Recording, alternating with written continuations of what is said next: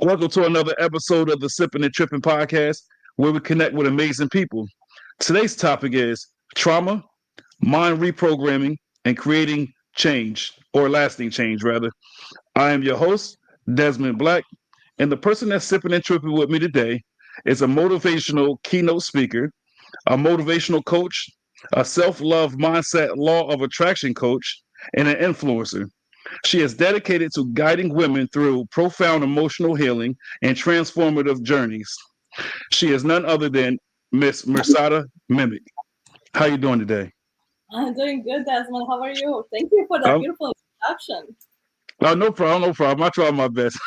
I'm okay. I'm okay. It would be better if the weather wasn't crap outside. It's like the third day of just rain and just being cold. It brought me So here. hello, Allison. Oh, So yeah, it's crazy. We had a couple days where it was warm outside and it was beautiful, and I thought we was, turning the curve here, but we back to the crap weather. So and it's supposed to be like this tomorrow too.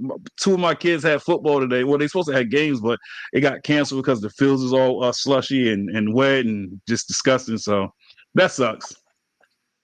But yeah. So on my platform, I like to conversate, educate, and entertain. So you have a podcast yourself or no? I do. It's called Goddess of Emotion. It's called Goddess of Emotion. Yes. Okay, okay, I Actually, like that. I like that. Let me write that down because I'm not sure if I'm following already. Goddess of Emotion. And where can we find that at? What platforms? Spotify. Spotify. Okay. I have a lot of actually podcasts of me. Say it again. There's a lot of podcasts of me. If you look for my name or you search for me, you'll find. Okay, okay. So yeah, like I said, I'll definitely add that because it's crazy because I've been connecting with a lot of people lately, and that do podcasts and stuff. So when in my downtime, that's what I do. I just lock in and either on Spotify or on YouTube, and I just watch a lot of podcasts. Lately, I had a couple of people ask me like, "What do you do?" And I'm like, "It's motivational." I like to get into the minds of these amazing people and just what I'm saying, and just explore their minds a little bit. I Um, love it. I love it. I have all right, thirst so for knowledge as well. you have what? Thirst for knowledge as well. Yeah, that's good. So, all right. So, tell me and the viewers about your podcast and what made you start it.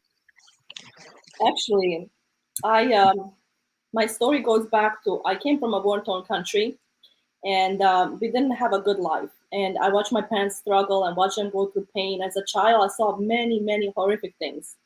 And I never expected to be a speaker, a coach, an author, any of these titles, but God gives the glory. There was a guy from Washington, D.C. He loved my heart. He loved the story I was sharing. He came all the way from Washington, D.C., and he came up with the name, Goddess of Emotion, because I knew Okay, how to control emotions and how to raise the energy. He was like, Marsada, your name's going to be Goddess of Emotion. So he came up with the title, and I just went with it. that's good. And like I said, I love the title too. It's good, and I think it fits you. So that's always Oh, a plus. thank So, you. where were you born and where did you grow up? So I was born in Bosnia Herzegovina, and in Bosnia, it's a beautiful country, but people fight over power, money, land, religion. There's different type of people: Muslim, Christian, Orthodox, everybody. And what happened was, as a little girl, I didn't have a normal life. I watched my Hmm. parents struggle. They were very wealthy. We had the cars, the money, the wealth.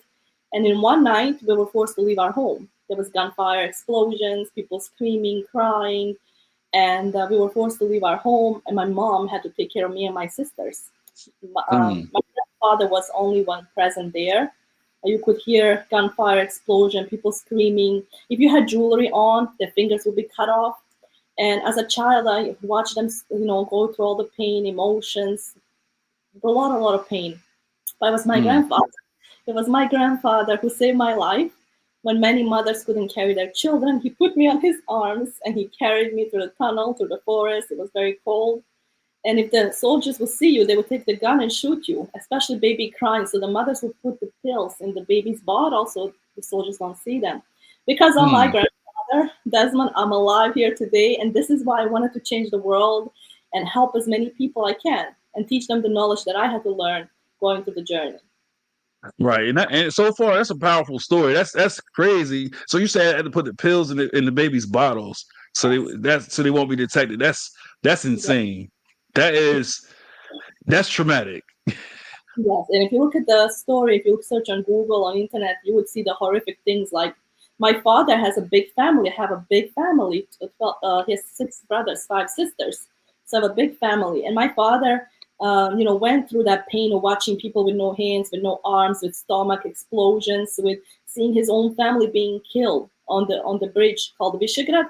They would line up the people and they would take the gun and shoot them. So imagine the trauma, PSD, what my father has, what my family gone through. So as a Yes, child, when I went through watching them suffer. yeah, that's rough. That's rough. Now you mentioned siblings, right? How many siblings do you have? I have 2 sisters, How many? two girls, 2 sisters. Oh, two sisters. Oh, okay, okay. Are you close with them? I'm very close, but I'm the oldest. So I got to, I'm the oldest child in the family. So I Right. got to see more and experience more.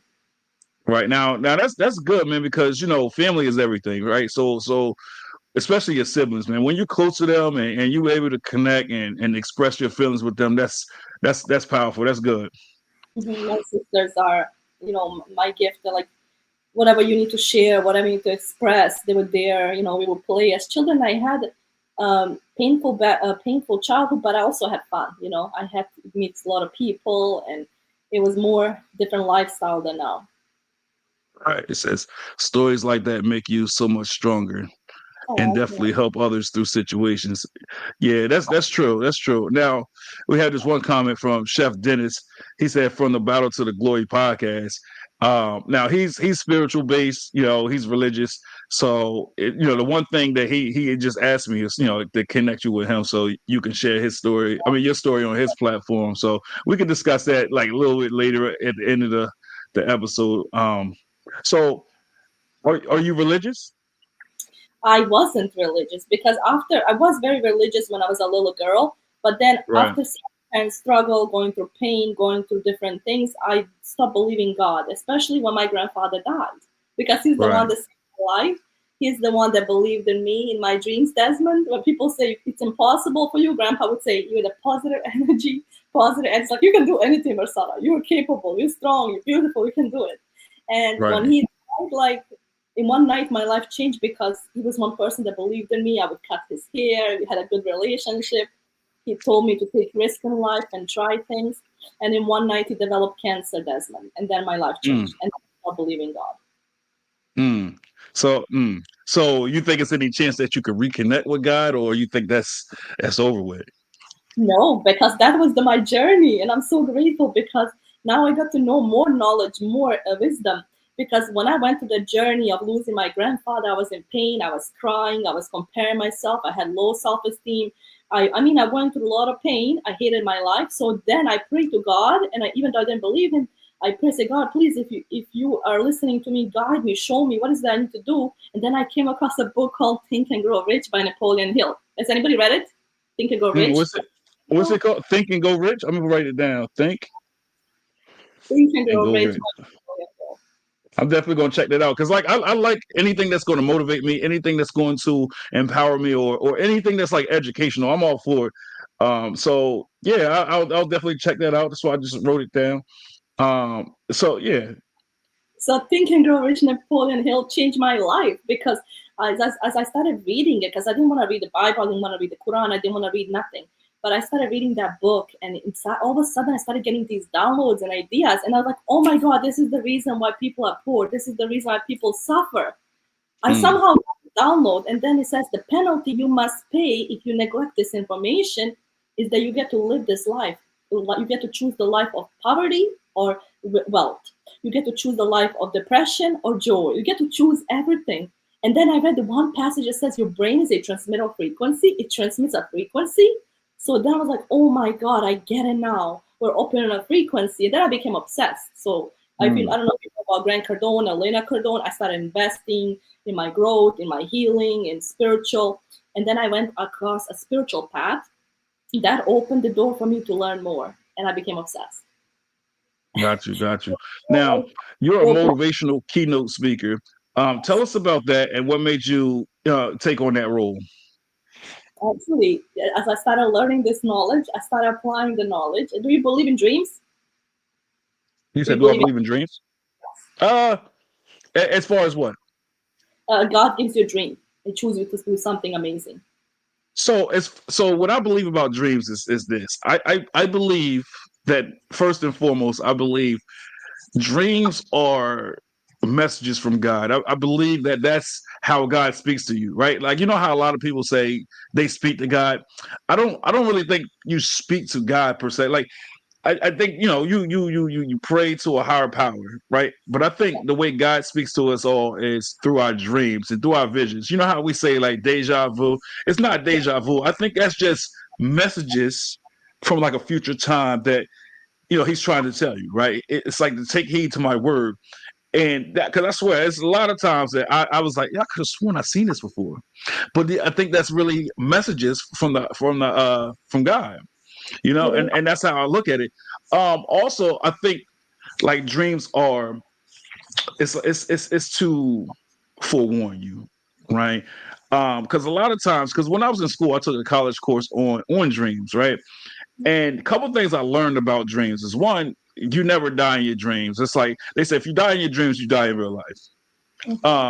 So for me, it's just messages. Like um, when you have dreams, I think that, let's see, what am I trying to say here? Um, like a lot of times when I did my research on dreams, it's you're supposed to learn from them, right? Because a lot of times people have these dreams, like they like to call them nightmares. So if you have a nightmare, I think that's just something in your life that you need to embrace and accept and change, uh, because it's something that you're running from. Like if you have something negative in your dreams or a nightmare, like somebody's trying to kill you or just people always chasing you, it's something in your life that's creating these images, Mhm. right? It's like when you being in a room of pure darkness and somebody flashing a light. It's like that. It's a beacon of like truth, right? So you just got to find what that is, and you got to embrace it, and you got to get past it. That's what I think about dreams. It's just messages. I believe so too, because it was a glimpse of energy for me, and I saw the past, present, future for me, and then I started applying that knowledge on myself, and slowly, Hmm. as I started building my faith, I started falling in love with God. So then I started Mm. falling in love as I started achieving smaller things, and my faith increased. I started falling in love. I wanted to know everything about God, how to connect to different energies, how to connect to 3D, 4D, 5D. And I started learning that the dreams are intuition that God sends us to follow through with our. When we follow through with our intuition, it's a guidance. So if we Mm. follow through with that intuition, then we're going to achieve things. We're going to manifest things. And so I started applying that and applying the healing on myself. And then I saw amazing changes. And then I Right. started, received the dream was to bless 12 people. And I started working with 12 people, and that opened the door that everybody knew me in Boston. But it was the healing that I got was not from the books that I studied. It was the download, the information. And then I started Mm. healing. That's good. And self healing is very important, right? A lot of times people don't, they take it for granted, like self reflection or decompression time. That's the time that we all need to just, you know, be at ease with ourselves and just take it all in, right? And um, what was I about to say? So you're also a self love mindset law of attraction coach, right? Mhm. Tell us about that and describe to us exactly what that is. All right. So when it comes to law of attraction, it's like you're making a wish to the creator, right? And you make a wish. It's like it's under teaching people how to manifest the right way. There are many books out there, like Rhonda Burns. There's so many books out there, but the information is hidden. Even Think and Grow Rich, Napoleon Hill book, the secret was taken out. Why? Because the societies they got together and they did not want to share this information with us, right? Because if we knew it, there's more competition. So they Mm. took the title out and they put a watered down version of Think and Grow Rich. So the secret is Okay. always taken out because if it was so easy, millions of people worked so hard, then we would be all rich, right? But the secret has Mm. been taken out. Nobody wants to give you the secret, right? And the people that do figure out the secret, you pay a lot of money to get the secret. So when I figured out that it's about the 2D, the 3D, and the 4D, most people, Desmond, are stuck in the 2D dimension, right? They're Mm. operating on low frequency. They're living out of fear identity. And so you cannot manifest things when you're scared, when you're worried, when you have anxiety, fear, shame, guilt. So what I do was I started incorporating my mindset healing teaching with law of attraction to help people remove the blockages that they have stored in their subconscious mind. So law of attraction is nothing more than law of vibration, which means what you vibrate, you attract. You're a magnet. Your spirit having a human experience, so you're a magnet. You magnetize more of who you are inside. So the real secret, the law of attraction, is not I need the people, I need this, need that. The answers is within you. You have the answers within you. So whatever you search, the answer is inside. That's powerful. I like that. I like that. You just definitely dropping some gems here. And it's crazy. Just yesterday I was working on coming up with a title for my food truck thing, right? And I knew I had this topic with you today, and I was just thinking about it because one of the names that it's stuck with me that I kind of like. They call the truck is called the Hungry Compass, right? So then I start thinking about a compass, right? And how a compass works. It's like you just said, a magnet. It's magnetized. And so then I was like, okay, it's a magnet, right? It's magnetized, but how does that tell you which way you're really going, right? So and I thought about it. It's the energy, it's magnetic connection. So then I thought about today's conversation, and I was like, okay, it's about the energy, right? Like that the vibration. So I was like, that's interesting that I thought about that yesterday going into today with today's topic. It's about feeding off Title. energies. I Say it love again. I love the title for your truck company. Yeah. And I forgot somebody gave me that suggestion, and I was like, you know what? I actually like it. The Hungry Compass. It's different, and I think it has that just enough flair to it. Like I think it's enough for somebody to be like, why'd he call it that? And from there, the food won't speak for itself, right? But let me get back on topic here. One of the things you often talk about is empowering women to heal, grow, and thrive. Did this mindset come from you having your own personal traumas, or because you're a woman that recognize that traumas and setbacks, exist in a lot of women, and you just wanted to empower women? Wow, that's a powerful question because there's too many. Okay, so let me give you the truth from my heart. Because I Okay. watched my struggle and I watched my father go through things and my mom working so many jobs to provide for us to give us food because we didn't have food, we didn't have water, we didn't have the life we have now, Desmond. Mm. That was the driving force. But when grandpa died, because I don't know if you know this, my grandfather was an orphan. He married my grandma, he was an orphan. He risked his own life to save children. So I said, I want to be one example of my grandfather. I want to help people, young people, because when we change their mind, they can achieve anything they want. Right? It starts on young age. 0 to 9 is where you're subconsciously programmed, from culture to religion to backgrounds, to child beliefs, to school, to society, in the matrix we live in. And so I became obsessed about, paying it forward and helping children. So for Right. me, the trauma, I think because I went through a lot of pain and I questioned life and it was a spiritual awakening, it started there that God opened those doors for me. And he opened the door for me to see that I get to control my emotions. I get to live the life I want to live. I am the co-creator with God. I can create anything I want. But we haven't been taught that knowledge in colleges and schools. We were told, to sit down, keep quiet, raise your hand when you need to use the bathroom, and then don't ask for help when you need help. But when you get out of college, you know that you need help. You know you need to surround yourself with people to succeed because you're the average of 5 people you spend your time with. And you know that you need to ask help. You need to believe in yourself, surround yourself with the right environment. And of course, that's how you win. But we were programmed to do everything by ourselves, not to believe in ourselves. Like when you take a test, you're taking a test alone. But you need the community, you need the environment. You can't build a foundation, you need the people, right? So we need the right people, the right audience for us. And so when I went through a lot of that pain, questioning life, questioning myself, dealing with all those problems, that's the main point that triggered it. Because I was like, why am I experiencing this? Why am I going through this? What's the reason behind this? Who gave me this feeling? And then I started doing the onion healing, like 7 layers deep. And then I discovered this leads down to how women back then were raised, leads down to culture. That one belief is attached to 10 emotions. That one belief can control the whole life. And if you haven't healed it, you repeat cycles and programs in the present moment. And that's why people suffer, because they can't control the mind and emotions. The mind control. And why do you think that's so hard for us to do? Because it's so complicated. It's not easy as it sounds, because it took me 12 years working on myself to fall in love with myself, to be the energy, to be okay with who I am, and it's okay to be different. The reason it's hard because there's different frequencies. So there's 2D, the 3D, and the 4D. Most people are stuck in the 2D. The 2D is the identity. Say, for example, you're born in an environment is very poor environment. You have no money. You see your parents struggle. You are picking up the programs using the six senses from what you see around you. So think about this. When the child is inside the stomach, and the mom, let's say she's pregnant and she's angry and she's feeling frustrated, the way she can transfer the emotions is through the food. When she eats the food, the baby feels it, the baby moves in the stomach.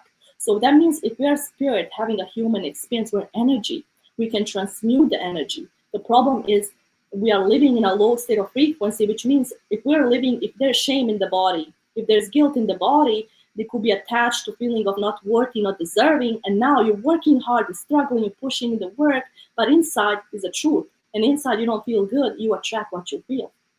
Inside you feel not worthy and leads down to your father, or maybe your mom said something but you never healed it. And now this cycle keeps repeating in your relationships, in your career. You have to figure out where the root is. And I get to do. So out of 90,000 thoughts, I can find out the exact memory that's causing the pain in the present moment. And you said that's being stuck in the 2D? Yes.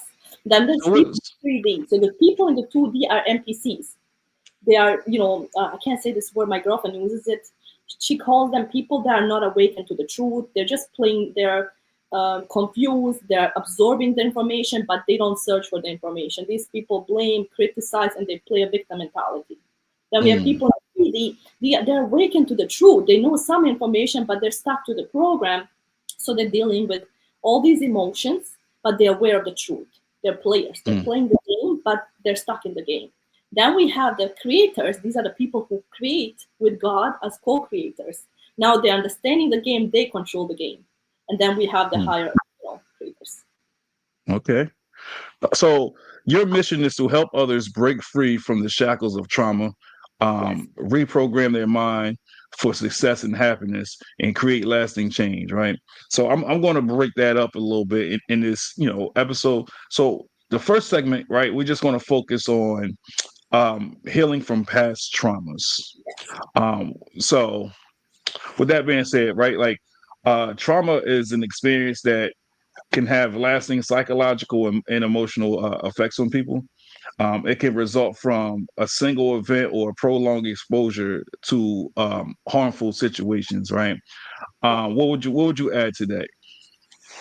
I will say that there's three ways that trauma is stored in the body. Is through experience. You fall, you hurt yourself, a dog bites you, like people in Europe. I got bitten by a dog. You see these little marks? So that was also trauma. So war, painful experiences, you fall, you hit yourself. It could be exciting experiences where you actually start, let's say, for example, you manifest $1 million, but your brain is living in fear and says, danger, danger, danger, and then you spend it. And it could be something that simple feeling or emotion that can trigger. So what do I mean by that? Say, for example, you are, let's say your father, when you were a little girl, a little boy, you see your father come home. He's always angry. Maybe he's drinking and he's, arguing with his wife. The child absorbed that information. Now the way the brain works is that when a child sees this happen repeated number of times, it creates a belief. A belief can be, love is hard to find. Love is complicated.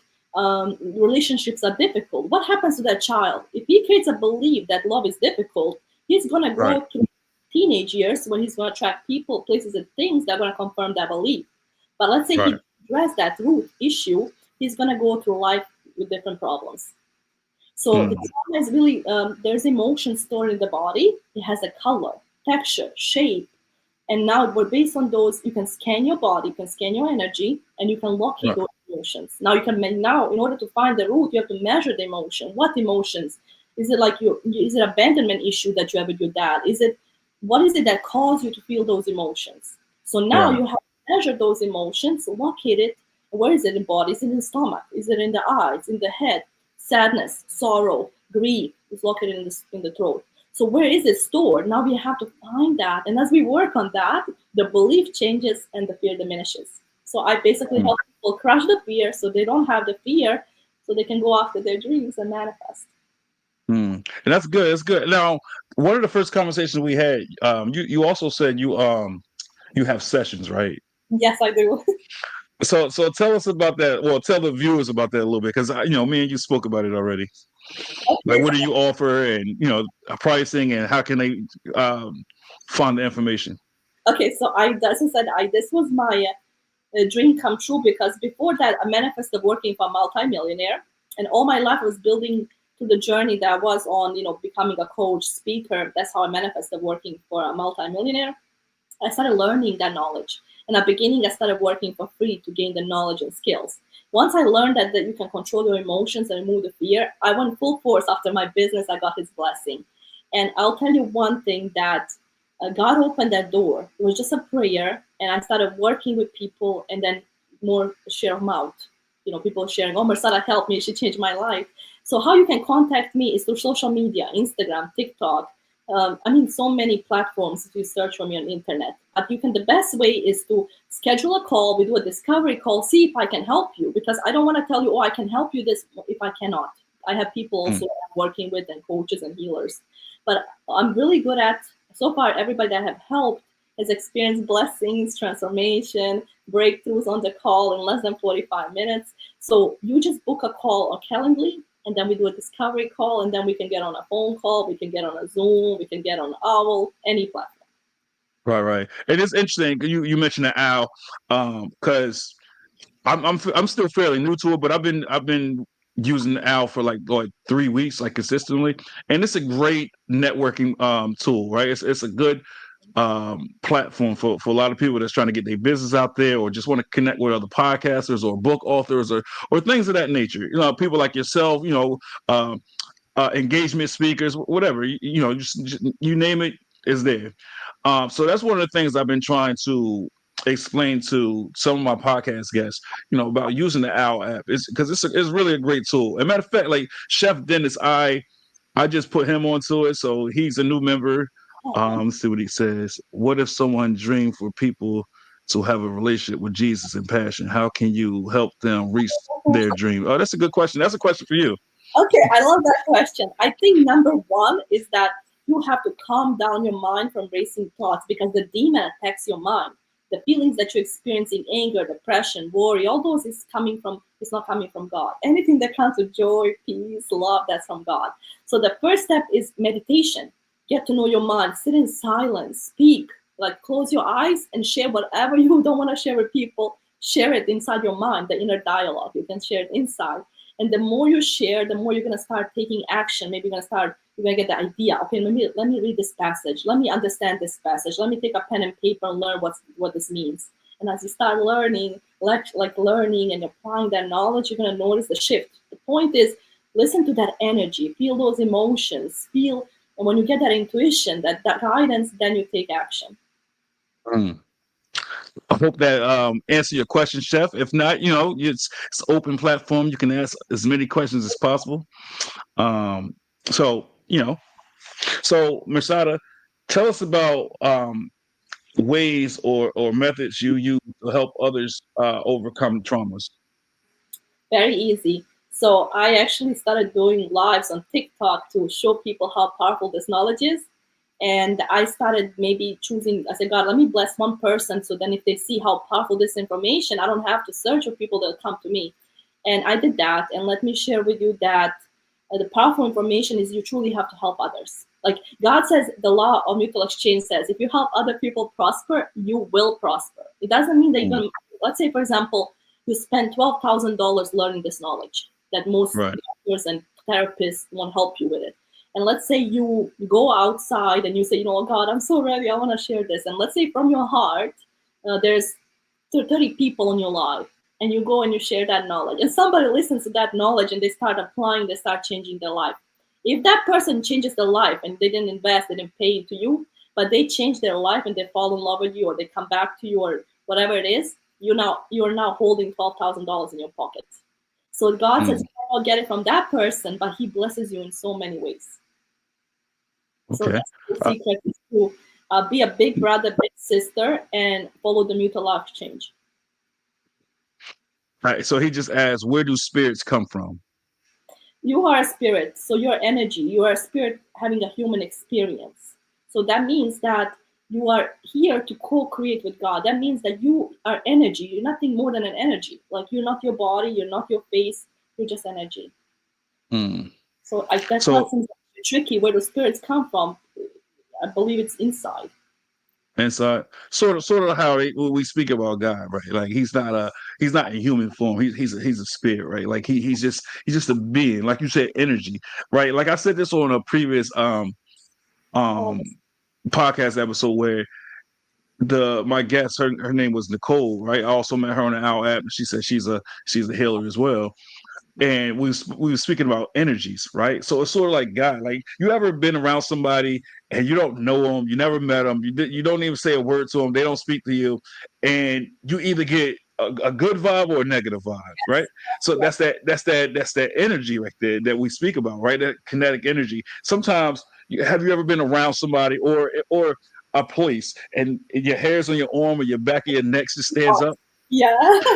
Right. So that's that energy, and I think that's like when we like somebody that passed in our life, right? Like a mother, a brother, or a relative that might have passed away. I think that's their energy, right? They're letting you know that they're still there with you, or it could be something wrong with somebody, like a negative person. It could be a killer or somebody that's just not good for your life, and I think that's where that comes from. It's that energy that we speak about. I'll tell you What is what I learned through my journey. And after this is no offense to anyone, but God, He doesn't have shape, no color, no texture, no form. He says be and it becomes. So if you look at it, it's like you can't even describe it because He created your imagination. So whatever we imagine, He's different from it. So we cannot give Him any color, any shape. So it's like this beautiful energy. I consider it love, the highest frequency, love, joy, happiness. That's what God to me is. right? So he just said, but there are good spirits and bad spirits. I think that's what we were saying, Chef. Like, you can just people, places, and things. Sometimes we can just be in a place and then we get a bad vibe, right? It's like the intuition, right? Like that's the negative energy, right? So we all know that there's good and bad energy, right? It's good and bad in whatever you do in life. Like, overconsumption of anything is negative, it's bad, right? So yes, we understand that it's a bad spirit and it's a good spirit. Now, are you leaning towards like angels and demons type of thing? Is that what you're speaking about when you say good and bad spirits? I don't know. But to each his own. I don't really believe in angels or demons. I believe in good decisions and bad decisions. Let me see. He said, but energy don't cause you to make decisions, but spirits can cause you to make foolish decisions. Well, all So right. Before I get on that, what you got to say to that, Mirsada? okay, so I'll share this. And no offense to anyone, this is just my teachings. And what I learned was when you have the brain, we have the heart, and we have the soul. Now, the brain is aware of the things that happen to us, we see it. The heart sees the unseen things. I believe there's angels and demons, and I believe that. The heart sees the unseen things, and then the soul is the electromagnetic field. This is where you don't see the unseen things, but they have access to us. When we are in a low state of frequency, when we're taking alcohol, drugs, sex, this is the low state of frequency, we open portals to invisible forces that we cannot see. Because your spirit having a human experience, you're also energy. So you're opening portals. When your heart is pure, think about this. When your heart is pure, let's say is black, and as you start cleaning yourself, you start healing yourself, it starts cleaning. So the dots on the heart, they get cleaner, just like water, like coffee. So when you are in a negative state of vibration, your negative mindset, you're around negative people who drain you because you're the average of 5. Let's say you notice that shift, you're around people and you notice that something is wrong, this energy doesn't feel right? That's your guidance system, your stomach and guidance systems leading you.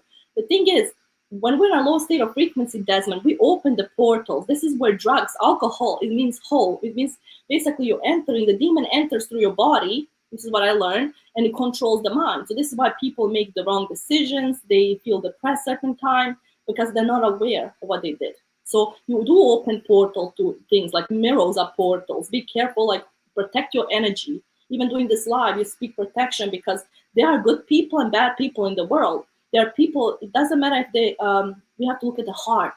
The energy speaks louder. You might think people love you, but deep down in the heart, you don't know what people are feeling. So they can send energy, negative energy toward you. So you have to protect yourself at all times. I like that. I like that. Now, before, Allison said, need to know what is good and bad and push away what doesn't benefit your life in positive directions, right? Like that's key as well, right? So I definitely agree with what she said. Would you say? I said, good job, Ellison. I sent her heart. Oh, okay. Now, you might have said this earlier. I'm not sure. How much experience do you have in the realm of healing and helping others? I will be honest with you because everything that I do is from my heart. And the All right. knowledge is studying. So when my family would be, partying, going places, I spend hours and hours and hours studying books, reading things, studying till 3 o'clock in the morning. So I know this works because this is the hidden knowledge they hid from you. Because there was a lady I was working with, her name is Mirala, and she says, Mirsada, after working with you, you changed my life more than a therapist has done for her. Now, Hmm. imagine in an hour, change your whole life. Now, if we imagine we start teaching people how to heal, rewiring their mindset, changing their identity, raising the vibration, teaching them things that are actually going to benefit and help them, you're going to start noticing how people act differently, how they're feeling more happier. And so I believe healing is the main ingredient. So I spent 12 years on top of everything else that I learned and coaches and investments. Yeah, I would say I have over 35 years of experience. So it's like 35 years experience? Look at it, because my doctor Rob Kelly says, Mirsada, you're young, but he's like, you're ahead of most generation because I learned this knowledge. So I consider. Okay. That's good. So you really you had a client that said you helped them more than the therapist has, huh? That's powerful. But speaking about therapists, one thing I learned is it's not about necessarily going out and seeking therapy and having a therapist. It's about finding the right one, right? Because everybody ain't for everybody. Right. A good therapist to one person might be a bad therapist to another person. So, and that's not to discredit anything you just said, because like I said, that's powerful and that's something to hang your hat on that somebody told you that. You know what I'm saying? Because I have two therapists that I see. Right. One is more frequent than the other, and it's like I'm learning a lot of things through therapy. Right. It's more than just self healing. Right. It's allowing me to self reflect a little bit more. It's a lot of things that they see that I don't necessarily see in myself or I don't agree with, right? But my father used to tell me and my younger brother one thing all the time. He used to say, if one person say the sky is red, and you be like, nah, it's not, it's blue. Somebody else come and say the sky's red. And you're like, no, it's definitely not, it's blue. He said, once you get three and so on and so forth, it's time to take heed and it's time to sit there and say, all right, maybe I'm wrong. So in saying that, it's like I have two therapists. Like sometimes one might say something I don't agree with. It kind of go in one ear out the other. But if they both saying the same thing, now I'm sitting back and I'm like, oh shit, maybe it's true. So now I got to dig deep and I got to do more self reflection. And I got to say, okay, two people from the outside looking in are seeing the same thing. What am I going to do to correct this situation? It's called corrective action, right? And that's a lot of that's something that a lot of people don't do. Self corrective actions and come up with a action plan on self healing and try to better themselves. So it's a lot of things I've changed in my life and a lot of things I've been doing differently. So I feel better. I feel healthier and opening my mind a little bit more makes me feel refreshed and more energized and more happy, and it's crazy because growing up, I would have never thought I'd be in this space. But all these things that older people say, people with wisdom and knowledge, a lot of things they say, as kids, we were like, oh my God, not another one. But as you get older and you go through these trials and tribulations and you go through certain things in life, you start to realize certain things and you start to gain that wisdom and that knowledge. And now you want to spread it to the world, spread it to people that's under you. So that's where I'm at right now. So I'm glad that you say you like to read a lot, because so do I. I have a thirst for knowledge, man, and that's never going to change. This is my approach. So I consider myself, a risk taker. So if I can tell you one thing my grandfather told me is you only have one life. Do everything that makes you happy. Take risks because you want to do things that you leave generations. So God is happy with the work you're doing. So this is one of the books that share my story, what I have overcome. So this is pretty cool. What's it, Born to Risk? Yes, Born to Risk. I'm a shark. Is that by you or somebody else? So I worked with Emiliano Roman, where we published a co-authorship. Okay, that's probably my cat. Excuse me. He loves me. I'm sorry. It Yes, is okay. it's that my own, but my own book is called Keys to Riches and is in the mind. It's about to be published very soon. There's a couple books. This one, Born to Risk, Spiritual Fitness Survivor, and you can just search it up on the internet. So what I want to tell you, Desmond, is we're not for everybody. We talked about that. We're not for everybody. This is why when I do my sessions, I know that I can help people. This is amazing. Right. But I said I may not be for everybody. So this is why I said do a discovery call. Let's get to know each other. Let's see if I can help you. Let's see if we have that connection, because I'd rather work with somebody who have that connection than somebody that doesn't, right? So Right. Right. that energy that we like each other, that the person is really hardworking, wants to take risks, wants to try things, because this is something that uh, I don't see many people teaching. There is one guy that teaches the similar information. He talks about scanning the body, locating the energy. Are you not number one energy? Are you number two energy? 3, 4, 5. So what does that mean? You have the father, that's the first energy. Then we have the son, that's the second energy. Then we have the mother, that's third energy. Then we have the brother, that's fourth energy. And then you have to break through all of these energies. So it's not like this is knowledge that hasn't been taught.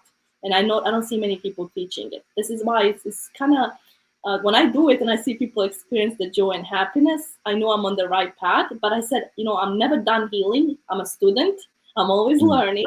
And if I don't know something, I have people that higher level of me that work with.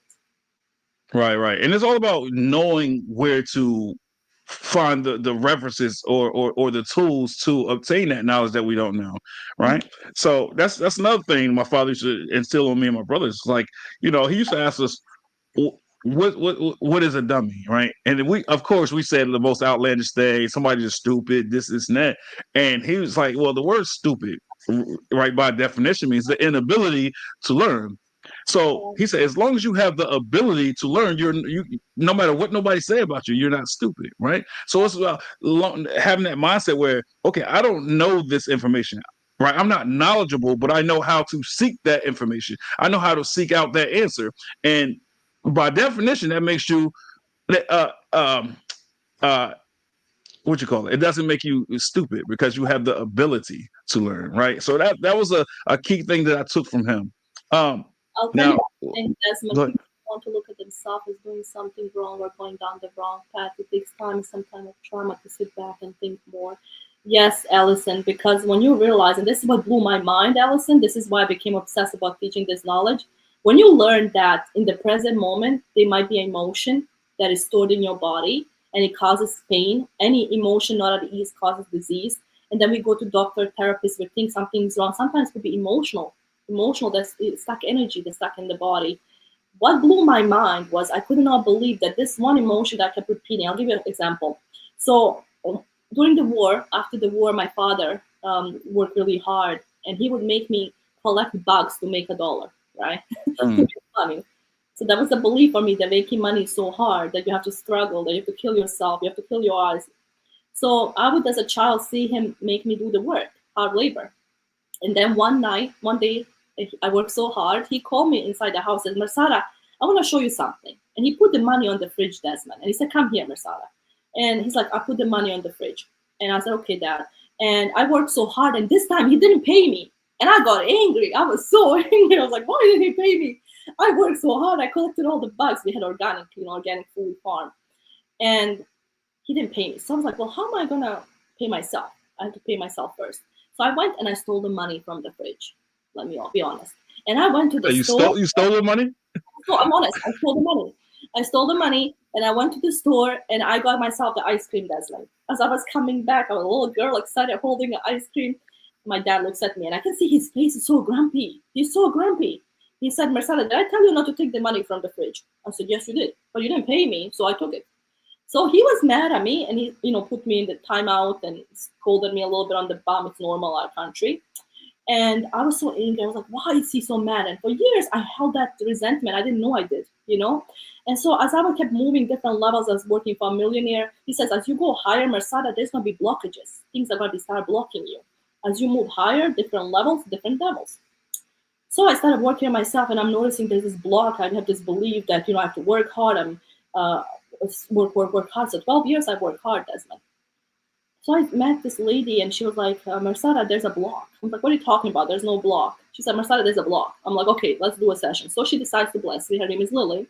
She became a multimillionaire after her parents told her, she needed to be a doctor. She became a doctor. Then she did what they wanted to do, realized it's not what she wanted to do, and she became a coach. So she helped me.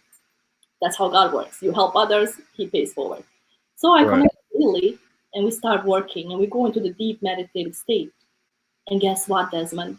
That belief when I'm in my 30s, like I'm thinking, what's wrong with me? That belief that I held toward my father, anger toward my father, because I got spanked, right? Pushed in timeout. I believed that was not deserving of money. So no matter how much I would make, I would feel guilty. Guilt was Mm. in my stomach because the anger was stored in the stomach and the guilt. So as we started working, she goes, Mirsada, there's a memory. And as we started healing, we're going deeper, 10 level, 15 level deeper. All of a sudden I started crying, and all of a sudden the memory comes, and that's me, my dad. And then all of a sudden I get an image, and I'm like, oh my God, I get what he was trying to teach me. The whole time I didn't hate my dad. I had a resentment toward my dad, and I didn't feel I was worthy and deserving. So that led down to a feeling of not worthy. So I Right. achieve things, but inside the body. Remember, if the body inside you feel not worthy, no matter how much you work hard, you're just gonna attract more of what not worthy. You understand? So Right. I started doing deeper healing with her, and then all of a sudden I was like, "Oh my God, I love you, Dad. I send you love. I send you forgiveness." He was teaching me to be honest, to ask Mm. for money. Like he wasn't teaching me like not. He was teaching me not to steal, to ask when I need something. He would have given to me. His heart is Right. beautiful, but for me, I created a belief that I wasn't deserving of it. I got punished, so every time I get punished, that was me not receiving money. That was my belief that I need to be punished to receive. You Mm. see, these beliefs unconsciously can be a simple belief like you're not good enough or something happened to you. That one emotion can be attached to 10 other feelings, and it's emotions that are stored in your body that need to release. Once you release, it's a totally different person. You can start manifesting, attracting. You see the joy in my heart? Because I actually worked so much on myself, on the healings. R- And guess what, Desmond? 90,000 negative stories inside the mind, negative programs. And now you're trying to be positive, and they tell you affirm, meditate, pray all day long. You can affirm till your face gets blue. I am is only going to trigger more what you feel inside. So you have to be Mm. smart and use different words so you don't trigger the brain. Powerful. And that's you. You just unpacked a whole lot right there. Very And I'm sure when I go back and I watch the replay, I'm still going to dissect it. And I'm still going to probably have to come back because that's what happens when with knowledge, right? It's infinite, and it's like sometimes like intricate movies. Sometimes you watch a movie like 3 times and you still don't grasp the concept, or you might look at it differently each time you watch it. So that's one thing about life, man. It's knowledge is infinite, and it's a powerful thing. It's powerful. when we do that session, you're gonna have that breakthrough. I can guarantee. And I look forward to it. Like we said in our first conversation, like I look forward to it. I'm definitely going to book something with you because it's a lot of traumas that I went through and still go through, right? So, and it's crazy because lately I've been saying I want to write an autobiography, right? And some people are like, "Oh, you crazy? You want to write a book?" I'm like, listen, the reason why I want to write an autobiography because I'm trying to get in tune and get in touch with some of these traumas, right? Like it's a lot of questions I've been asking myself for years. Like, why do I feel like I'm going through these traumas? Or why am I still haunted by these traumas? Where did it come from? Like at what point did this start to develop?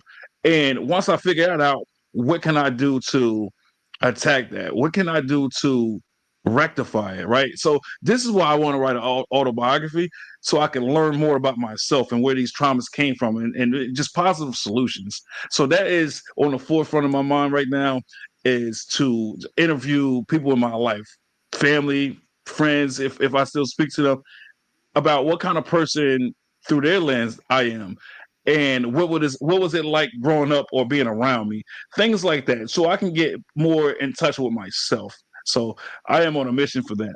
Desmond, it's already done. Creation is finished. You already achieved it. Now feel the feelings. It's done. Now start just Yeah. applying that inspired action.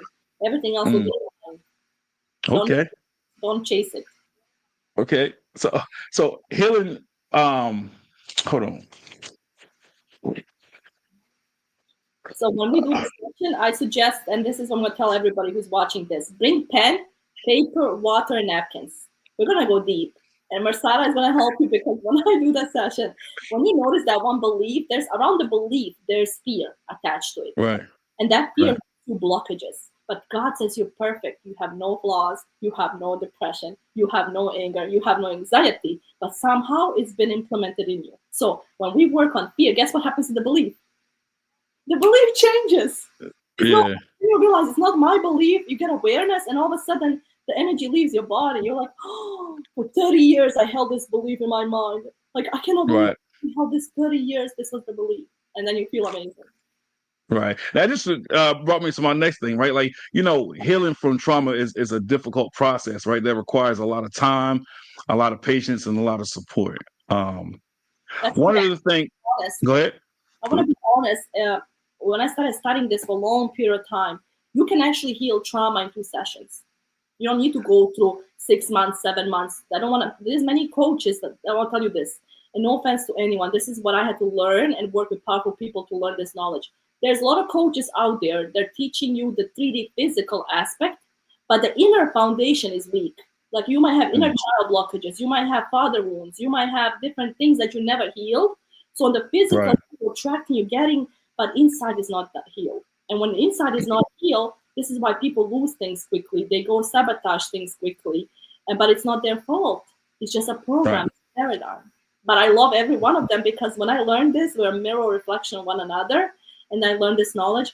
I have fallen in love with people. I fall in love with myself. I fall in love with people, and I just I love to see them happy. There was a lady. I know I get excited because in my heart. There was a lady. She came all the way to the park where I spent time with my children, and she Right. asked me to help her. And I did it for free this time. I said, "Let me help you." So she started crying and crying. She hugged me so much, started to change my life. I'm your biggest fan and supporter. And then she shared me all over the world. So that's what I'm saying. I love to see people happy, excited, because imagine we start helping one another. Because I didn't have to help when I started on my journey. But imagine like we create a community and we help one another, and then this can be go all over the world. People feel Right. happy, excited about life. Excited Right. about And I often say that, man, like, instead of hating or holding on to resentment or things of that nature, right? Like I think collectively, right? The world, we just need to love on each other, right? Because love is love. Love is powerful. Love is everything. And love is God for those who believe in God or higher power or that's just spiritual. Because people that say they're not religious, but they say they're spiritual. Well, when we talk about we spiritual, we know love, or we want to know love, right? Because to be spiritual is to love, right? It's that love. positive energy. Um, so I like that, man. Like that you say you love people, because for me, I love people. We are who the energy we put out there. If we want positivity in our life, we gotta produce this positive energy, right? And if we put out negative energy, that's all we're gonna get in return. So that's where that self-reflection come from. That's where we gotta get into with ourselves and just know who we are. We gotta know what we want as individuals. We can't say we want positivity, but everything we do is negative. It just doesn't work, right? It's like that magnet we was talking about. If you flip that magnet on the back, you know, put the positive with, it's not going to magnetize. It's going to, if you put it together, it moves, right? It shifts. That's that shift in balance. It's that imbalance, for lack of better words. And so that's something we just need to work on. Yes, Whatever energy we want in our lives is what we got to put out. that's There's a comment that put up there. Let's see. Says we can't judge people because we never know what they have been through. And that's true. That's true. So instead of judging people, because we should never judge, right? Because a lot of times when we judge other people, we're really judging ourselves, right? Because if you think about it, a lot of people that's judgmental, they're judging people because it's something they lack or something they don't like in themselves. that's correct. Like, so one of my therapists told me this. She asked me, people that go around calling people stupid, why do you think that is? And I'm like, I don't know. And she said, well, you got to dig deep, and just ease your mind and just think about it. She's like, a lot of times it comes from them having traumas and people calling them stupid, or they feel like they're not good enough, right? And they've been, people say, oh, you can't do this, you can't, or you might struggle in it. It's something you struggle with. So now you want to project that negative energy on somebody else, right? You put yourself on a pedestal just to criticize somebody else or to step on them. You know what I'm saying? So I had to think about it. I'm like, you know what? That's true. It's so true. Because if you think about it, you go out into the real world and you don't have to say nothing to nobody. Just observe. And a lot of times that's what you see. People judge people, right? Based on For things that they lack or they don't understand. Yes, that's You when know? people judge people based on what they feel, and unconsciously they're not even aware, but they get triggered. Especially when you light and you're sharing like the beautiful things, they can get triggered because I Hmm. learned something from my journey. I experienced all of it, but I remember one passage, and that says that when people throw stones at you, you throw flowers. So you're gonna experience through this journey rejections, hate, criticism, judgment, people not understanding you, misjudging you, assuming things because your God made it that way to be Right. mysterious. It has a journey for you. Everybody has a journey. This is why you should never compare your journey to somebody else. It's special. You're special. You're God's gift.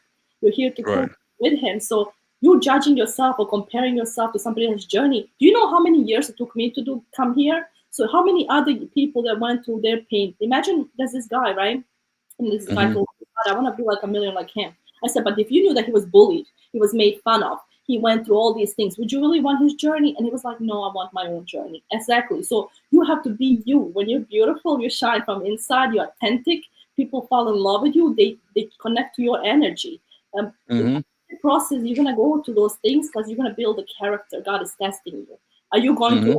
the same way as the old identity used to be? Or you're going to now, if people reject, you're going to give them love because you understand where they're coming from. Like you said, we're a Right. reflection of a mirror.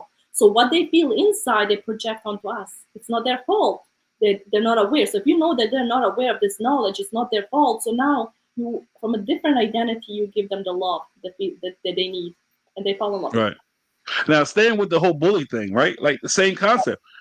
People that bully people have been bullied themselves. Not maybe not physically, but maybe mentally, right? emotion.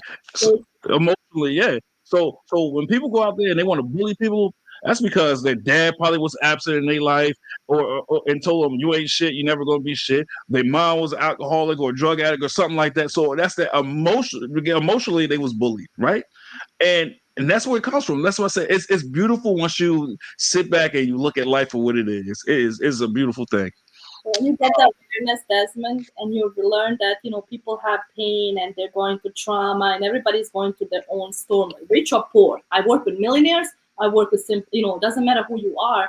You have emotions. So Right. everybody has a storm. Everybody's going through something. So if you have a problem, you have fear in the body. So you're going through something, and nobody's life Right. is perfect. The only perfect person is God. And so this is why I had to learn how to be imperfect, because I used to be perfect. I can't be perfect. I'll tell you this, Desmond. It's not their fault. It's not their fault. They grew up in a poor environment. It's not their fault. They had a maybe abusive relationship. It's not their fault. What it's not their fault, and they need to love and accept themselves. When they start accepting and loving themselves, that's the first step. Because you look at the propaganda we live in, the TV, the news, the media. They tell you something's wrong with you. You're not okay. Buy this. They use pain to sell and market things. People think that something's wrong with them. Nothing's wrong with you. You just have resistance that you create with your thinking, or you observe something. Just remove that, and you're perfect. Right. And stay what you was just saying, right? When you say it's not their fault, you're right. And instead of being judgmental, right, we need to understand that, like, we all got traumas, we all go through things, right? So instead of trying to tear them down, what we should be doing is uplifting them, right? So if you see a fault in somebody, instead of rubbing it in their face or putting it out there for everybody else to see, instead of doing that, what we should be doing is thinking, hey, how can I help this person? Because obviously they're going through something. They're going through a lot of pain, a lot of stress. They depressed, whatever the case may be. And now imagine how the world would be if we sit there and say, you know what, this person is going through something. Let me help them. Right. The more we help each other, like the sky's the limit. We're just going to blossom from there. Yes, Right. So the world will be at peace. The world will be a better place. So all this stuff where people talk on make America great again and all that. Well, it starts with us. It don't start with no Trump. Not to talk about no politics. It don't start with no Trump or nothing like that. It's not an idea. It's more so like a concept, right? Like you have to apply that concept to everything in life. You want peace in life, produce peace. Peace, put out positive energy, and that's what's gonna come to you, right? And that's a big thing. That's a big thing. So like I said, I feel more alive and more refreshed the more I gain this knowledge and I apply it to my life. I love So, it. Love you, Bob. now, Now you get a fair amount of clients, right?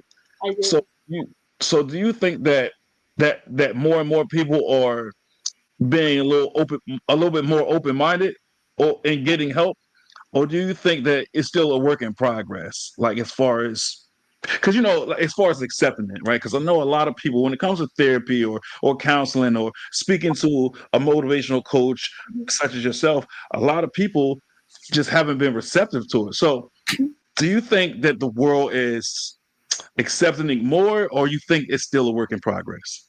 I think that, and this is my honest opinion as I'm scaling my business, is that building Right. a relationship is the key. Like really get to know people, really care about them. Like, you know how we have Facebook and TikTok, like spend time actually caring what they have, what they post. And the more Mm, you like care about others and you give them a tip, like I always consider myself big brother, big sister. I give them a tip, they come back to me. No, in general, no, it's about really caring. And the more you build that relationship, for me at first it was hard because imagine working for a millionaire, having everything done, the systems done, everything is done. All you have to do is market, and there you go.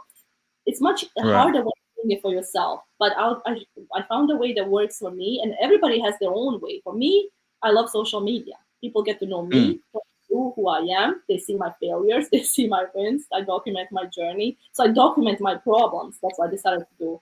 So for me, I think that it's easier when you communicate with people, get on the phone call, like ask the question, see if you can help them. If you can't help them, it's easy. It's easy to even offer the service. You're not here to sell, and I consider this is how you're here to assist and help. If you can mm, help them solve the problem you have a customer. They're gonna love you. Even if you offer them something free, a free ebook or a free locate your fear, they're gonna see that you know the knowledge, so they'll come back to you.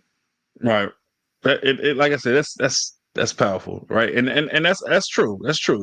And like social media, it is good, right? Like for me, like my work schedule and stuff, it's like it's been so sporadic where I had like hardly no time for myself, right? Or to interact with other people outside of work. Um, so that's one thing about social media. It gives you that platform to be able to engage with other people and to converse and bounce ideas off each other and just to heal, right? Because God puts people in our lives for a reason, right? So you never know who you're going to bump into on social media or in the free world. So people come to you with messages all the time. That's true. I'll share what I do every day. I'm gonna share something with you, and I think that the rest is God. It's not me. I always say Okay. there's a certain message I share, and then if it's meant for me, it's gonna come to me. I'm not forcing, I'm not chasing. Like, but one thing I'll tell you, I continue building relationships. I'm trying to find it. Just give me 1 second. It's something that I make a prayer to God. I say, God, if I'm in alignment, guide me to the people that need my help. I have it somewhere here, as you see. It's all organized. Right, Um, right. Yeah, organization is definitely key So this is my because message, and this is why I don't chase. I decided to be completely different than majority of people. I decided to really be mysterious in one way because if people want what I have, they'll search for me. They'll find my information. They'll start looking at my testimonial. So I say, God, I pray and ask for the wisdom, the vision, and understanding to be in my creative space, making the world a better place in a way that pleases you and serves the people I'm called to serve. And that's it. That way I know I fully trust the faith. And I think that took me 12 years to build this faith. And since I want to share with you guys this, when you start healing, working yourself, and you start building the faith with God, God will open doors for you. He will bring the people, places, things for you. Because I learned to this journey, maybe even if it wasn't the client, he bought it in many other ways. And so you just have to have the full faith, full belief, master seed of faith that what you want, what you desire is already done, it's created, and fully have the faith, no doubt. And everything else, clients, people, things will be attracted to that energy. That's uh, the I'm working with. nice. So okay, it looked like you got a client here. So Allison said, "I would love to talk to you." Sounds There amazing. you go. And I think Chef Dennis, I think he was interested as well. So that like when we talk about social media, right? And the podcast and these type of platforms, it's about connecting and networking. So now you have two people that want to speak to you. You got Chef Dennis and you got Allison. So, I Awesome. definitely would let her know, where to find you. I mean, I know you said it in the episode, but yeah. So it's an opportunity for you to help other people. It is my Um, passion from my heart. Something that, I mean, there's opportunities that I've been offered even to come back working for my coach, but this is something that is gift from me. This is God gave me, and I want to continue what He's leading me to do. You know, they say right. that He will use a simple person, He will use a homeless person, He will use a starlet, He will use anyone because He knows these people went through pain, they went through emotions, they know the demons attack, they know how the demon thinks, so He will use people that no one will make them into someone. I truly believe in that. Absolutely. Um, Another thing people can do to heal from trauma, right, is engage in self care, right? That's Yeah. earlier we kind of touched on it a little bit, right? Like how decompression time is highly beneficial, right? Like exercising, eating healthy, right? And getting the right amount of sleep, right? All this can help you ease your mind. And right at the end of the day, I think that's what we all need. It's just to relax our mind a little bit, right? Like slow it down a little bit, right? Because the human mind is a million miles a second, right? So once you slow it down and you have that time for yourself and to self reflect or decompress, like it allows you to not see the world through tunnel vision. It allows you to see things through a wider lens. And the more Mhm. you're able to do that, like I said, the more beneficial it'll be. So when we talk about traumas, right? Like traumas is something that's just bottled up, right? It's when it's bottled up, it's compressed into a tight, small space. So once we sit there and we put our minds at ease and we relax a little bit, now we get to expand and think about other thoughts. Like we need to replenish our minds with positive thoughts to get rid of these negative thoughts. And Exactly. that's truly how I look at things. You agree with that? I agree with that 100% because the thing is, it's so important to balance. Because remember, 12 years I hustle. That's what they told me. You know, the government, the Right. system, the matrix, hustle, hustle, hustle, work hard. You know, that's a lie. Think about it. Right. You are hustling. You are doing it out of identity that's out of fear, worried, scared for children you need to pay for something. So you're doing it out of fear. So the only cycle you're repeating is exhaustion, burnout, tiredness. And so the money Mm-hmm. won't come to you because money just pushes away from you. It's like, okay, she wants me. It's like, think about boyfriend. You're desperate. You want it so bad. So you're running. So it's like, oh, you know what? I don't want this girl. Get away from me. You know? So that's the same thing with Right. me. But we don't see it that way. We're running, we're hustling. The key is really energetics and balancing. When I actually started balancing my energy, managing and regulating my nervous system, that's when I started attracting, the success that I wanted, the money, whatever. But in the process, right? Manifestation talks about vacuum law prosperity. You have to be okay with losing things and be prepared with receiving things. We haven't been taught how to receive. Mm-hmm. And that's why we have people like you. Yeah. Let's Now, as a person that suffers from traumas, right? I know that we have to process our emotions. Um, we have to feel our emotions, even if they're painful, right? That's part of the whole healing process. We have to identify and challenge these negative thoughts and beliefs that might be related to these traumas, right? And like I was saying, once we able to identify them, we will be able to fix them or solve them. Right now, you said like 2 sessions. You feel like it can be done. So you're gonna have to make me a believer when we do the sessions because I think that's a short amount of time to rid yourself of all these traumas. Because traumas is powerful, right? It weighs down on you. It's so mind-boggling. It takes a toll on your body, physically, mentally, and emotionally. So if you can heal me from that in 2 sessions, you let me you you really haven't seen. this is God's gift. Let me tell you why. Um, the reason I can do it, and so you can't help people that don't want to be helped, right? You can Right. offer services, offer to them, give them help, like, but if they don't want, if they're not ready, you can't help those people. But if people who Mm, are ready, you can't help people who have trauma on top of trauma. So they went through war, they have PSD, but they continue living the same cycle. They don't want any change. You can ask them and give them and help them, like my father. You can't help those people, right? But you can help people that do want to help themselves, right? So maybe the thing is for me is like if I can locate your root, locate your block, the belief can change easily. The energy can leave mm, easily. If I can't locate it, maybe we'll need 1 or 2 more sessions, but no more than that. I don't want to tell people you need to pay 6,000 this to remove a money block, or you pay. No, the truth is you can actually remove it if if you find the block, you find the root, it can be easily removed.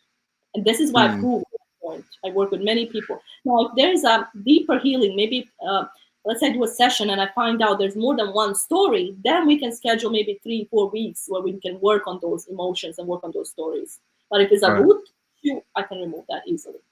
So you don't think everybody can be healed?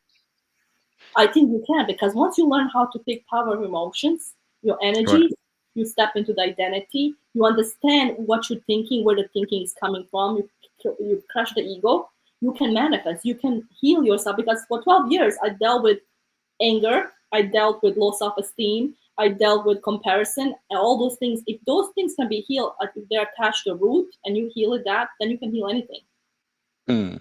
So Heal it's all about making people believe most in of the stuff themselves. is emotional. Most of the stuff is emotional, Right. physical, and mental. Right. Now you were saying like people like your grandfather that can't be healed. That's why I asked you, But yeah, do you not think that everybody can be healed? Because I mean, I feel like people that went to the war, like as you said, and they still go through these same problems. I don't think they have the mindset that they don't want to be changed or they don't want to be healed. Go ahead. they can be healed if they accept the help. But if you're offering them the help and they don't want it, then you Right. can't. But if you're offering Gotcha. the help, you start working with them, and they say, okay, we found these stories, we found this pain, this emotion. We have 5 stories. Like we can scan your body and we can pick Right. up the stories. Then you say, okay, you know what? We can work. We can remove these 6 stories that's causing you a lot of pain. You will have different thinking, different mindset. But a lot of people are scared and not ready. Like people like that went to my father. He saw people with explosions with their stomachs. He had to sew people up. So people like that are very. Also, the paradigm plays a huge part because they've been programmed from their father, from great grandfather, 9 bloodlines. So it's very hard because they've been programmed for a long period of time. It's only the Right. people that.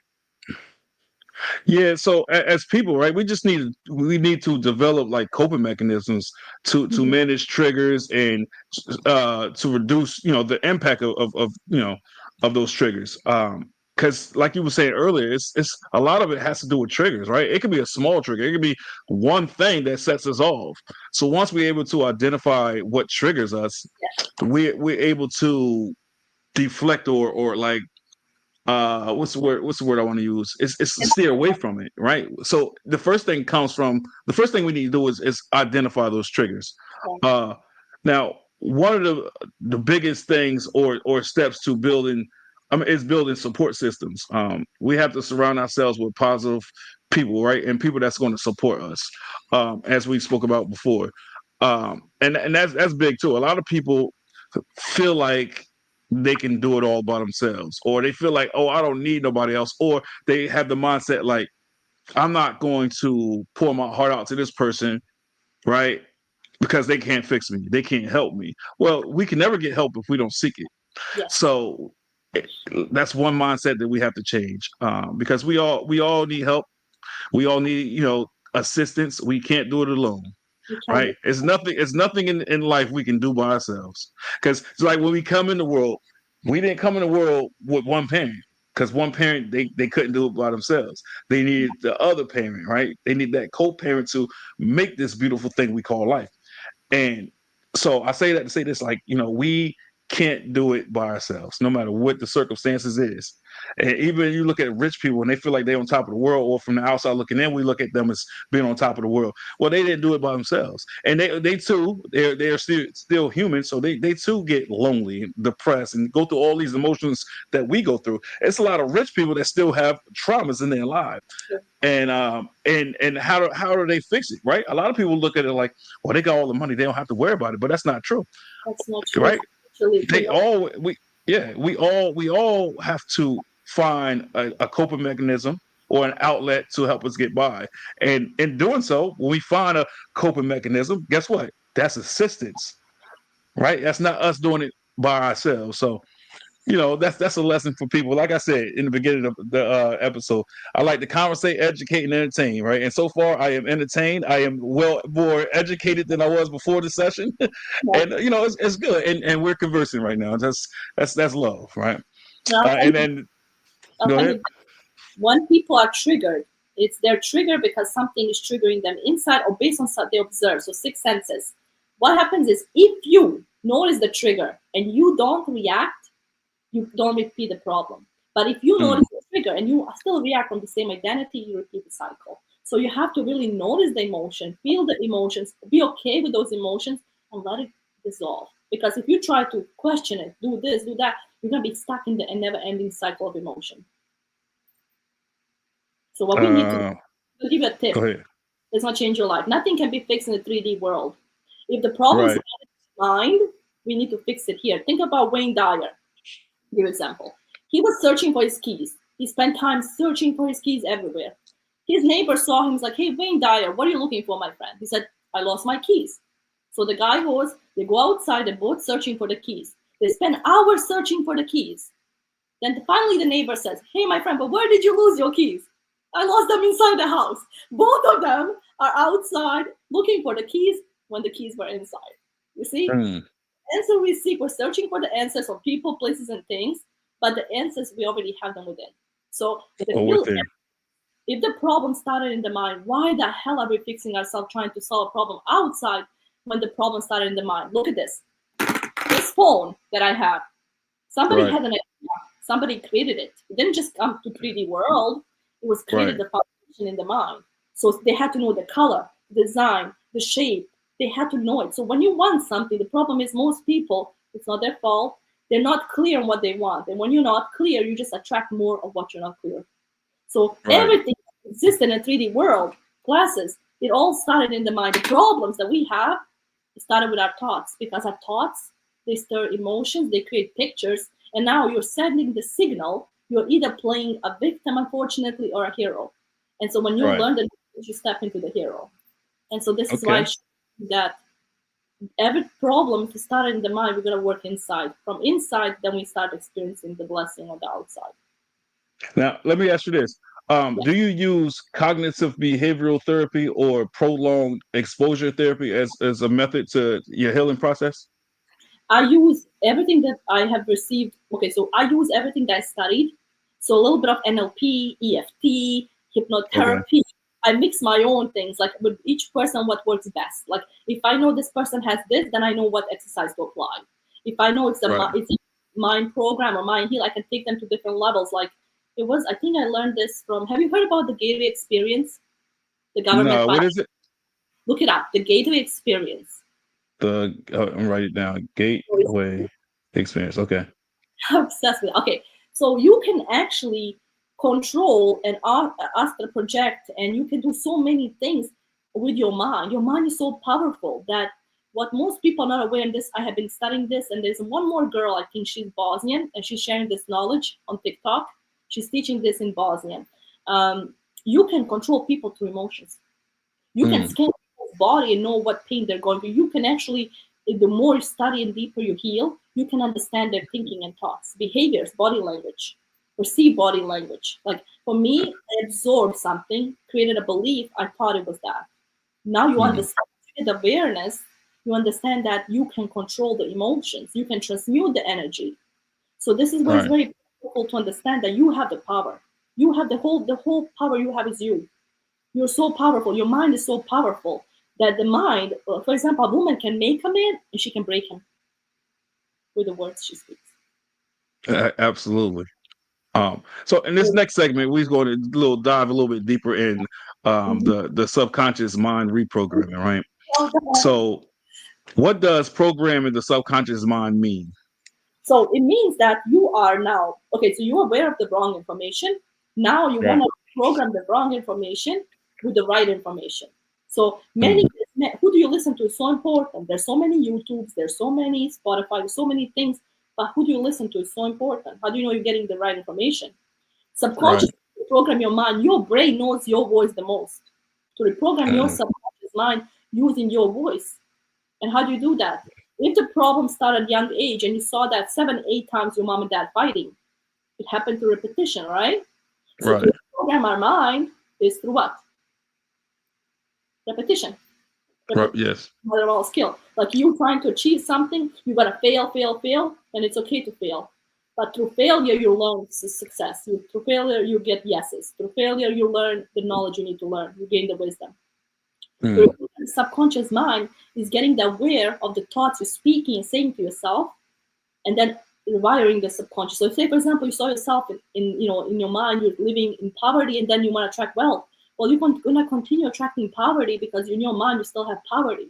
So in order to do that, see yourself in abundance. It sounds crazy, but the mind doesn't know what is real imagined, right? So I like that. It doesn't know what's real. So you can reprogram your mind. It takes 30 days to change your belief for 60 days lifestyle. So if you know that you see you have this negative thought, you're mean to yourself, okay, stop it. Where is this coming from? Maybe your parents said something. Maybe your mom did something when you were a child, you believed it, you absorb it. Now you have to find the root. And then once you find the root, it changes your whole perspective of everything. So what you're saying is instead of sitting there and saying like, oh, I failed at this, like just if I'm picking up what you're putting down, right? What you're saying is stop thinking about what you failed or what you lack at and start looking at where you want to be and just focus on that and not the other stuff. The thing is, the demon will throw every obstacle at you. They'll throw loss of money, loss of health, relationship problems. You're going to start experiencing so much hell because you're being tested in the process. Life is just a test. So your job is, even though the 3D world is not looking how you want it to be, it took you, how many years you've been stuck with negative thinking? For years. Now to change that, start rewiring. So maybe you're not going to see anything. Maybe things are not going to work for you, but subconsciously you're being rewired. You're starting to see it differently. You're living in the end result, right? You're not living in the identity that doesn't have it. Instead, now you're living in the end result. Okay, I already have it as mine, but now I'm training myself, believing. So once you affirmation, right? When you start affirming, like Napoleon Hill talks about, at first it sounds like a lie. Everything's a lie. But like I know myself by looking myself in the mirror and say, Mirsada, you're hot, you're beautiful, all those things. I say my name. I don't use I am. Mirsada, you're amazing, you're talented, you're beautiful, you're queen, you're a dream, blah, blah, blah. The more you say that and you look at yourself in the eyes, you're reprogramming your subconscious. So the only way you can reprogram it is through the mirror and subconsciously when you close your eyes, when you go into the hypnosis state. Now when you affirm affirmations, they work. But in the 3D physical, you're saying, I'm smart, I'm this, I'm that. Your brain says, okay, you're not. Who do you think you are? You're not a millionaire. Your brain is only going to get negative. So how do you stop it? I'm going to give you $1,000 I paid for this. You want to know? How to stop negative thoughts? Are you ready? Yes. Okay. So when you notice you don't feel good, you have the power to stop negative thoughts, right? What you do is you close your eyes. Go ahead, close your eyes. Okay, ask yourself, hey, subconscious mind, what is my next thought?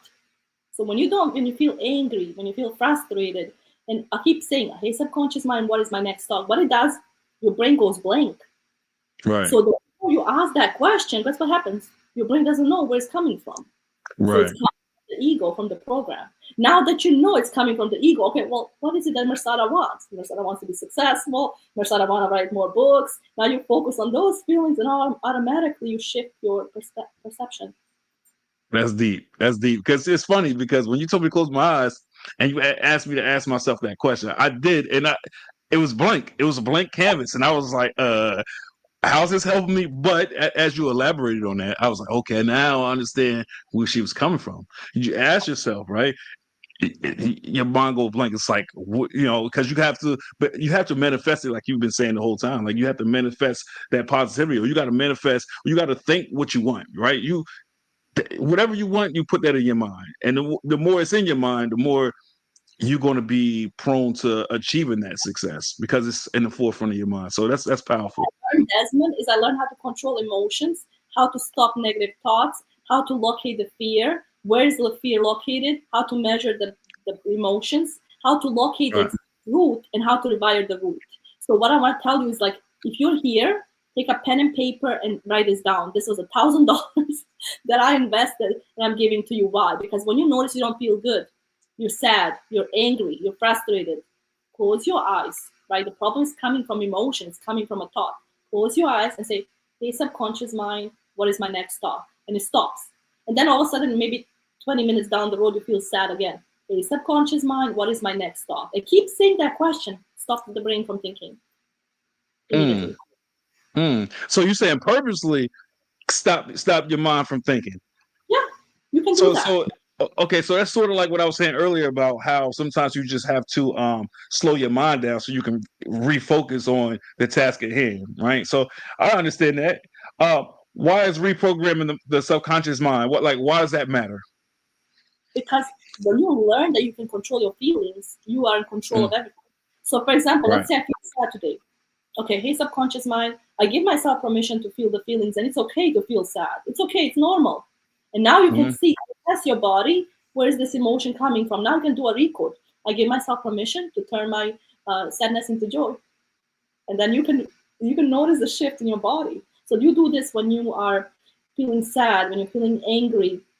The reason why you can rewire your subconscious mind, because the neural pathways, you can change them. So that Mm, means that something that is a lie, that if you repeat it for a certain amount of time, it becomes fact, it becomes a truth. right. So Because yeah. Go ahead. I'm sorry. no, Napoleon Hill, he knew how to use universal laws, and he knew that the mind is powerful. Nikola Tesla, Thomas Edison, they knew this information. And the key really is understanding that it's a frequency. We need to align with the frequency. When we align with the frequency, we can stop the vibration, we can stop the thoughts, we can send the energy where we want the energy to go.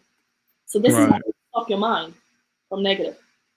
Right. Yeah. So, cause it's like, our subconscious impacts everything we do in life. So, Mhm. reprogramming that can lead to positive changes. So, in short, what you were saying was like repeating positive statements about ourselves and our goals, right? Like, that's what you were saying about ask your subconscious what's the next thought, right? Like Yeah. we have to vividly imagine our desired outcomes in life for it to Correct? manifest.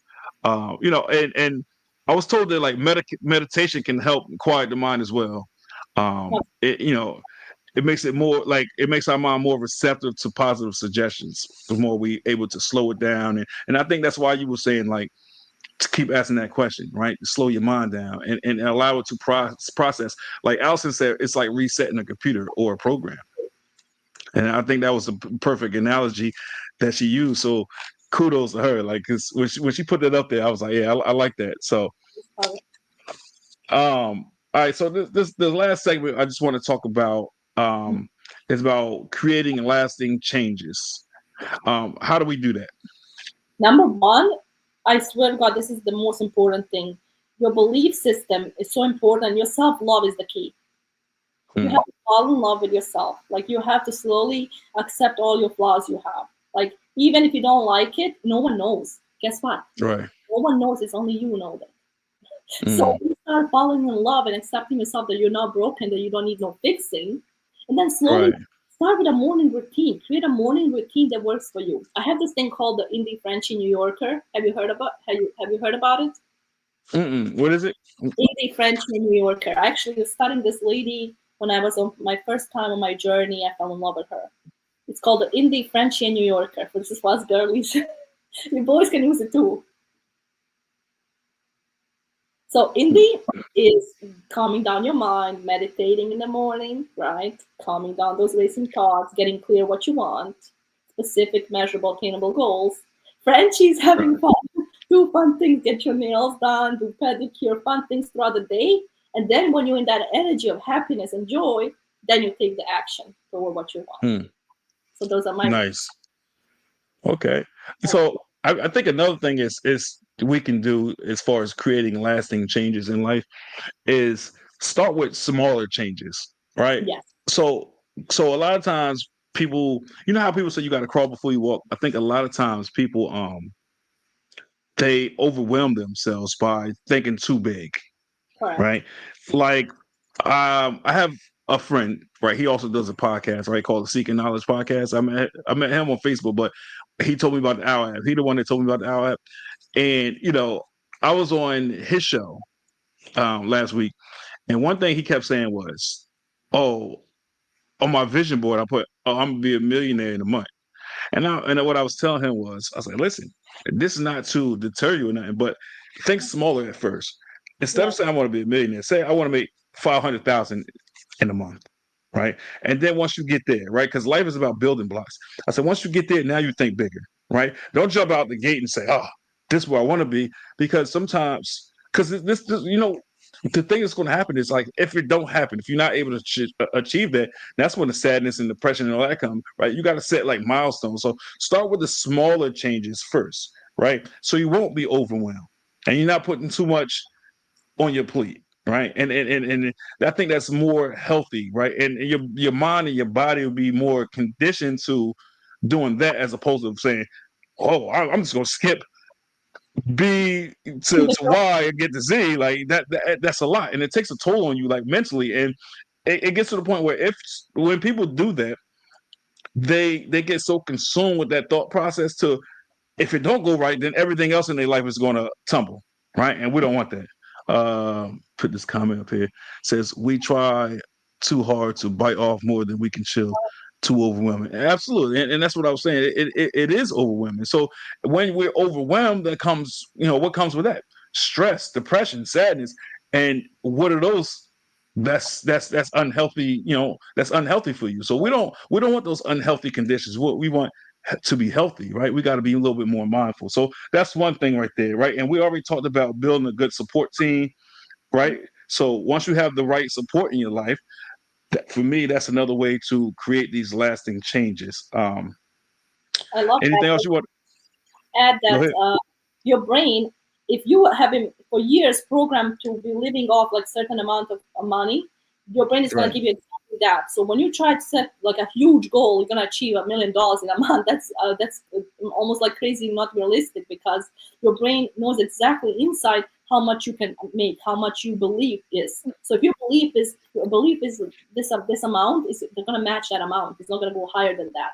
So you have Right. to start training your mind. Maybe, okay, today I'm going to manifest 1,000. Then you manifest it, you increase the faith. Tomorrow I'm going to manifest 2,000. Then you manifest it, your faith increases. You start Right. small, realistic, measurable goals. So then once you start increasing the faith, you manifest this big amount. Now you can increase, but you have to increase the consciousness because your consciousness. Right. Right. So this is Another thing that we can do, right, when we talk about creating lasting changes, right, it's just recognizing the whys, right? Once we recognize our whys, like we get a better understanding on the reasons behind our desire to want to make those changes, right? exactly. And that's important. Um, like we already talked about self decompression. We also have to work on self compassion, right? Like you've been saying all along, it's loving ourselves, right? Once we love ourselves, everything else around us will become beautiful. So that helps us with creating lasting changes as well, right? Because once we feel good about ourselves, the sky's the limit. We're able to do whatever, right? We have the ability, as we were saying earlier, we have the ability to blossom and become the people that we want to be, or to make these dreams that we have into a reality. Yeah. So these are all, like I said, the tools is there. We just got to have the ability. We got to have that wherewithal to go out there and find it. You know what I'm But saying? To make everything better. number Um, Go ahead. Number one is a burning desire and trust in yourself. Trust in yourself and trust in your abilities that you can do it. Because you're the only person that can. When you trust yourself, you will take risks, you will try things. Mm. Now, Allison said a lot of people are more worried about people around them instead of themselves. Yeah. And that's true, and especially with parents. I think with parents, a lot of times we have kids, we tend to exude that all that love that we have, right? We exhaust all our time and energy and our efforts to our kids and everybody else around us. Because even at work, we might not consciously, but subconsciously, we worry about them, right? Because we try to do all the necessary things to keep us afloat. We try to do all the necessary things to succeed or to stand out at work, right? Because that's what put the food on the table. So we want to stand out so we can continue to make that money and to continue to get that recognition.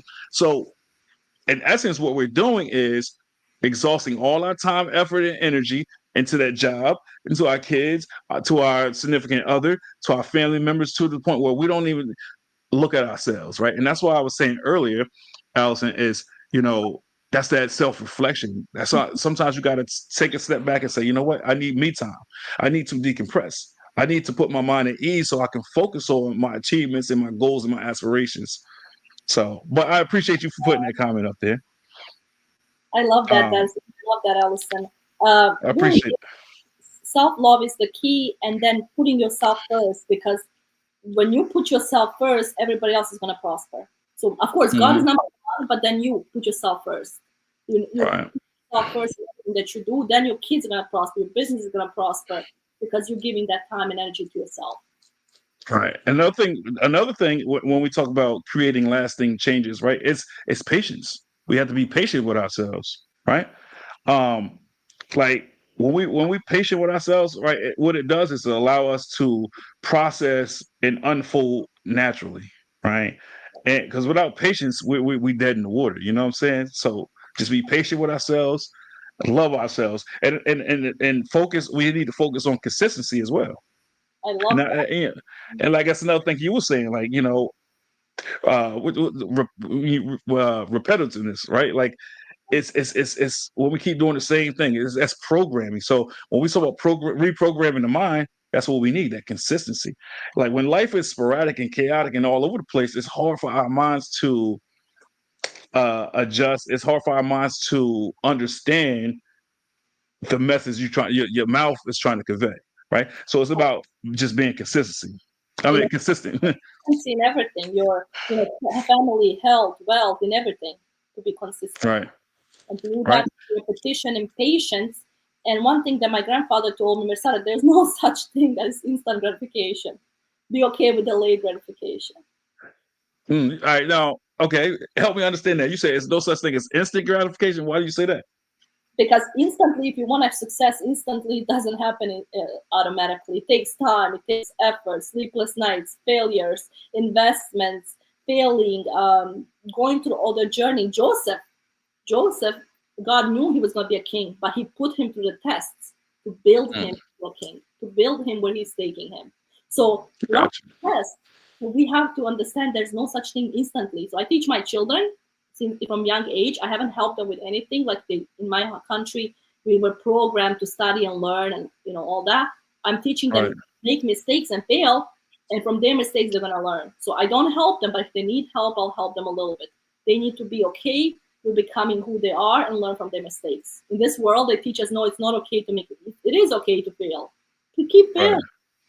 And there's no such thing as instant. You want to be a millionaire tomorrow, it's not gonna happen. It's a right, crazy world. You're not gonna r- meet unless you meet somebody who sponsors you or gives you the money, then yeah. right. Yeah, you're right. Because failures and mistakes build growth. Right. That's how we grow. And without those things, then we wouldn't be human, right? Because those are just things that any human on like not even human, like animals, any species, they go through failures, right? Like even if you think about like plants or flowers, right? Failures that they have to go through is not getting enough sunlight, right? And this goes back to what I was saying earlier about we can't do it alone. So these flowers, these trees, they can't blossom without the help, right? And the assistance of the sun and then the weather and all that kind of stuff, right? So it's all at the end of the day, it's all about repeating positive behaviors and routines over time, right? Because that's what is going to solidify them into new habits. Um, Thanks. we make mistakes, but we need to learn them and not make them again. Yeah, God, what makes a I heart. got you. Good job, Alex. Yeah, so in closing, I want to say this, right? One of the things that people should consider is seeking professional help, right? Whether that be a therapist or a counselor or somebody like Miss Mirsada, right? Because it's people in that field in that realm that is going to give you the guidance, it's going to give you the support, right? And when we talk about guidance and support, we're talking about like evidence-based interventions, like like they're going to pull out all the skeletons, all the demons, all the bad things, and they're going to put you in the right direction to better yourself and make you healthier and happier. Anything you want to add before we close out? I'll tell you this: I'm a student. I'm never done learning till the day I die. But every coach needs a coach. I'll tell you this: that um, what changed my life was going through the pain, but putting God first, spending time in worship, getting to know yourself, your mind, spend time loving yourself, spend time healing, spend time going outside in nature. This is where I manifest Mm, the most when I'm outside. Because nature has the beautiful, the sun, the light, the ground. You can ground yourself, you can align your chakras. It's really right. important to If I can give you one message, you only have one life to live. Do things that make you happy, not what other people tell you. If you're impossible, it's not impossible for them, not for you. You can do anything you want if you believe it's possible for you. And that's definitely a positive message to close out with, and I'm definitely going to look at the few things I wrote down, like the gateway experience, the Born to Risk book, and also the Think and Go Rich book. So I'm definitely going to check that out, right? Because like I said, I have a lot of books, man. Like I don't know if it's a problem that I have, but like I have so much literature, like, and I start reading it, and I'm engaged, and I'm locked in, and I'm loving it, and I'm getting so much out of it. And then I find something else. I might see it in the store or see like a book advertised, and I might go and buy that. So now I'm reading from multiple different things, and then like sometimes that's overwhelming for me because I'm like, dang, I need to get back to this book because I was locked in, I was engaged, and I was really into it. And it's like right now that I'm speaking about it, I know I need to slow my mind down a little bit because I have a podcast guest on Thursday. She's a book author and she's a motivational speaker. And the topic for that the premise for that episode is her book. We're going to talk about her book. So now that's another book because she gave me a copy of her book and in exchange to be a guest on the show. So the whole premise of that episode on Thursday is to talk about the book. So now that's another book I had to read. So now I had to put the others aside because this is what I do, and I take it very serious with the podcast thing. So now I'm gonna put those books aside. I'm gonna focus on her book. So come Thursday, I can relate and I can speak on the book without being lost. And that book is called uh, letters to you from you or something like that. Letters to you. Oh, I did that. I had an exercise. I did with women like So that. so shout out to Ellie. I'm definitely going to start reading that today because I only read like 10 pages so far. So I need to lock in and start reading that. So, but like I said, I got some time from now to Thursday, so that's ample enough time. So I will be ready, and it's going to be informative, right? Because I think she has a powerful message, powerful story, and she just got an award. She got recognized for an award for the book. So that's big. That's big. So book authors, entrepreneurs, mindset coaches. Like I said, I love it all, and I love engaging with people, and I look forward to having you on another episode. We'll definitely stay connected, and so until next time. I hope everybody enjoyed this episode and they got something from it. Don't forget to like, share, comment, and subscribe as always. And until next time, Mirsada, have a good day. Thank you, everyone. I love you guys. Thank you for watching. All righty.